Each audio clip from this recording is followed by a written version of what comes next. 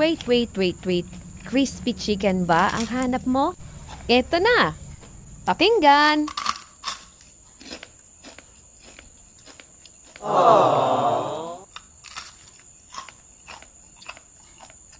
Ganito lang mga besh ang ginagawa ko dyan.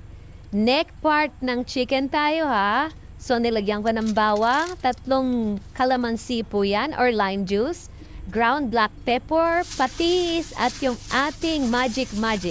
So lumasin lang po natin ng dahan-dahan with love.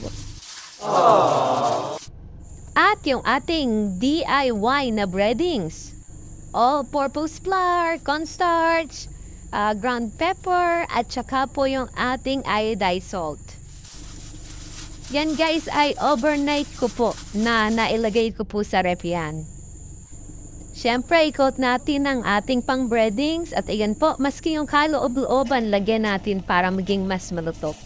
Gumamit din ako ng used oil dyan. 1 to 3 na gamitan, pwede pa yan. At siyempre, makikita nyo naman kung gaano kaganda.